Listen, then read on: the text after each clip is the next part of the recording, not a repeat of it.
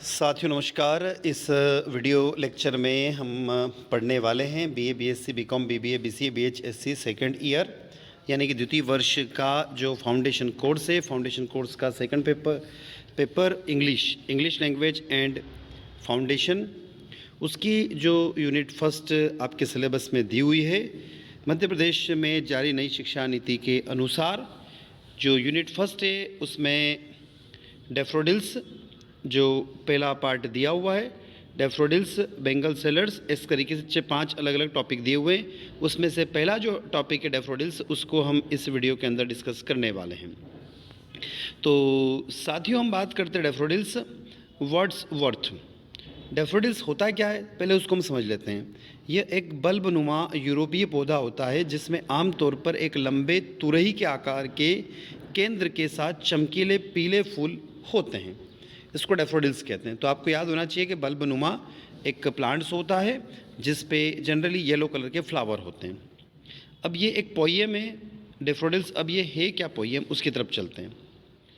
I wandered lonely as a cloud, मैं एक बादल की तरह अकेला रहता हूँ। That floats on high o'er vales and hills, जो ऊंचे ऊंचे घाटियों और पहाड़ियों पर तैरता है। When all at once I saw a crowd, जब मैंने एक बार भीड़ देखी। I host of golden daffodils, golden daffodils का एक मेजबान। Beside the lake, beneath the tree, झील के किनारे पेड़ों के नीचे। Fluttering and dancing in the branches, हवा में झूमना और नाचना। Continuous as the stars that shine, चमकते सितारों की तरह निरंतर। And twinkles on the milky way, और दूधिया रास्ते पर टिमटिमाना। Then stretch in never ending line, वे कभी न खत्म होने वाली लाइन में फैले हुए हैं। Along the margin of a bay, एक खाड़ी के मार्जिन के साथ। 10,000 सा आई एट अ ग्लांस, 10,000 ने देखा मैंने एक नज़र में। Tossing their heads in sprightly dance, मत्स्य नृत्य में अपना सिर उछालते हैं। The wave besides them danced but they, उनके बगल की लहरें नाचती थी लेकिन वे उल्लास में जगमगाती लहरें निकली। Out did the sprinkling wave in glee. A poet cloud not but be gay in such a joined company. एक कवि समलैंगिक नहीं हो सकता था ऐसी जौकुड़ कंपनी में। I gazed and gazed but a little thought. मैंने टकटकी लगाई और टकटकी लगाई लेकिन थोड़ा सोचा। What wealth the show to me had brought, show ने मेरे लिए क्या दौलत लाई है। For oft when on my couch I lie, अक्सर के लिए जब मैं अपने सोफे पर झूठ बोलता हूँ। आई वेकेंट और इन पेंसिव मोड, खाली और चिंतित मूड में। The flash up on that inward eye, वे उस भीतर की आँखों पर चमकते हैं। Which is the bliss solitude, जो एकांत का आनंद है। And then my heart with pleasure feel and dance with the daffodils, और फिर मेरा दिल खुशी से भर जाता है और डैफोडिल्स के साथ नृत्य करता है। साथ में एक छोटी सी पोइम है डैफोडिल्स, इसकी समरी क्या आखिरकार ये, इसमें जो पोइम है वो पोइम हमें क्या निर्देश देती, क्या कहना चाहती। इस कविता में कवि या वक्ता है कहना चाहता है कि एक बार पहाड़ियों और घाटियों के ऊपर तैरते बादल की तरफ भटकते हुए वो एक झील के किनारे डैफोडिल्स का एक क्षेत्र में आया। नाचते झिलमिलाते फूल किनारे पर अत्यंत हीन रूप में फैले हुए थे, और हालांकि झील की चमकती लहरें फूलों के साथ नृत्य करती थीं, फिर भी डैफोडिल्स ने अपनी सुंदरता से पानी को मात दे दी। कवि का कहना है कि गोल्डन डैफोडिल्स मिल्की वे आकाशगंगा में सितारों की तरह एक सतत रेखा में टिमटिमाते और खींचते हैं। ये दर्शाता है कि फूल सितारों के रूप में स्वर्गीय हैं। वह कभी न खत्म होने वाली लाइन के रूप में गोल्डन डैफोडिल्स का अंतर्हीन दृश्य लगता है। कवि ने एक नज़र में 10,000 देखा कहकर फूलों की संख्या को बढ़ा चढ़ा कर बताया। यह दर्शाता है कि उसने एक बार में इतने सारे डैफोडिल्स कभी नहीं देखे। कवि फूलों की इतनी हर्षित संगीत में खुश रहने में मदद नहीं कर सकता है। वह कहता है वह घूरता रहता है, वह घूरता रहता है, लेकिन यह नहीं पता था कि यह दृश्य उसके लिए कितना धन लाएगा। अभी के लिए जब भी वह खाली या चिंतित महसूस करता है तो स्मृति उस आंतरिक आँख पर हमला करती है जो एकांत का आनंद है, और उसका दिल खुशी से भर जाता है और डैफोडिल्स के साथ नृत्य करता है। साथियों, ये जो पोएम है ये विलियम वर्ड्सवर्थ की लिखी हुई है, जिनका बर्थ 7 अप्रैल 1770 में इंग्लैंड में हुआ था और इनकी मृत्यु 23 अप्रैल 1850 यानी 80 साल की उम्र में हुई थी। ये एक पोइट थे और सेंट जॉन्स कॉलेज कैम्ब्रिज में इन्होंने अपनी एजुकेशन को ग्रहण किया था। तो साथियों, अब हम चलते विलियम वर्ड्सवर्थ की लिखी हुई जो पोएम उसके 40 महत्वपूर्ण एमसीक्यू की तरफ। आई होप जो एमसीक्यू हम पढ़ने वाले हैं उसमें से कुछ एमसीक्यू आपकी जो परीक्षा होगी, मेन एग्ज़ाम होगी, उसमें अवश्य आएंगे। William Wordsworth was a poet of nature, objects and people. तो इसमें आ जाएगा आंसर कंट्री। साथियों, क्वेश्चन नंबर 2 है ब्लिस मीन्स ग्रेट जॉय।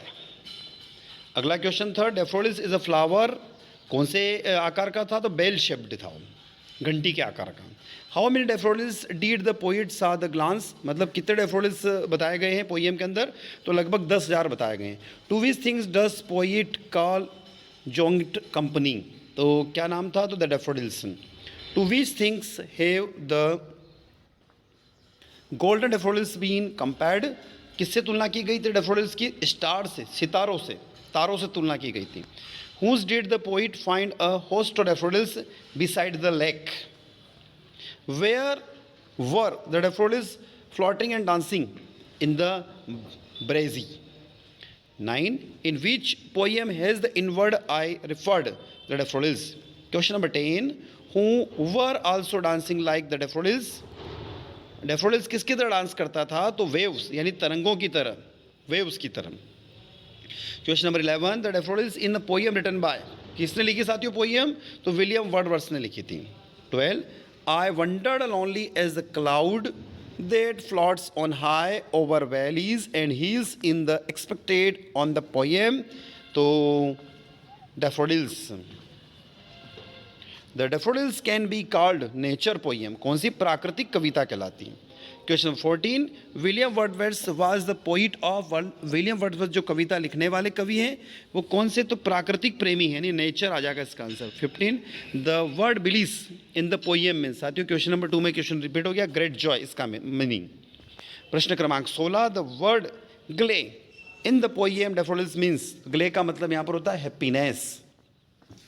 अगला question, question number 17, solitude means बिगिन अलोन, सोल्ट्यूड का मतलब क्या होता है? अकेला रहना। I saw 10,000 in the glance tossing their head in the sprightly dance, हर sprightly dance means lively dance. Question number 19, never ending lines in the poem means a continuous line, उसका मतलब क्या होता है? तो कंटिन्यूस। नेवर एंडिंग लाइन का मतलब क्या होगा इस पोएम के अंदर? अ कंटिन्यूस लाइन, लगातार चलने वाली लाइन। प्रश्न क्रमांक 20, a host of golden daffodils means a large number.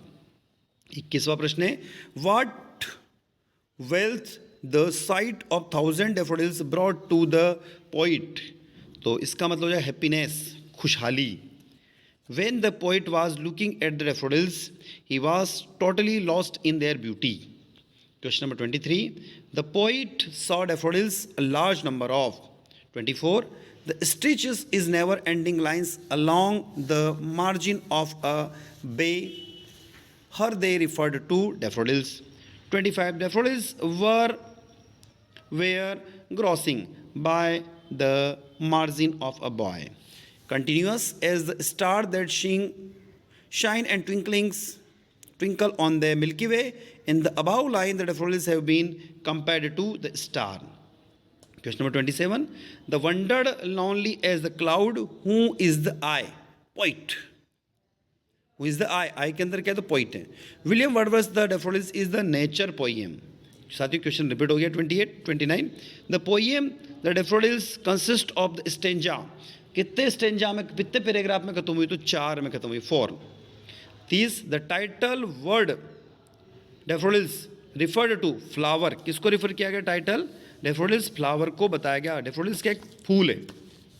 The daffodils tossed their heads in dancing lively. 33. The word of in the poem means often. The word show stands for the joyful dancing, the sparkling waves and the daffodils flower. 35. In the poem the daffodils joined company referred to the daffodils flower and the waves of the bay. 36. What wealth the shore to me brought, her wealth means happiness. William Wordsworth is an poet, Irish. What did the poet see? A host of golden daffodils. 39. Where were the daffodils beneath the tree? और साथियों question number 40 दिया हुआ है. What were the daffodils doing? Floating and dancing with the breeze. तो साथियों ये थी daffodils जो पोएम वर्थ द्वारा लिखी हुई थी जो थी, उसको हमने यहाँ पर देखा, समझा, पढ़ा और उसके 40 महत्वपूर्ण MCQ क्वेश्चन को भी सॉल्व किया. तो साथियों आई होप ये वीडियो आप लोगों को अच्छा लगा होगा. वीडियो अच्छा लगता है तो लाइक करें, अपने दोस्तों तक शेयर करना ना भूलें और चैनल पर नए हैं तो चैनल को सब्सक्राइब अवश्य करें ताकि हमें एक मोटिवेशन मिलता रहेगा और हम आपके लिए इसी तरीके से नए वीडियो लेकर आते रहेंगे. तो साथ ही नए वीडियो के साथ फिर आपसे मुलाकात होगी. धन्यवाद. पुनः फिर आपसे मिलते हैं.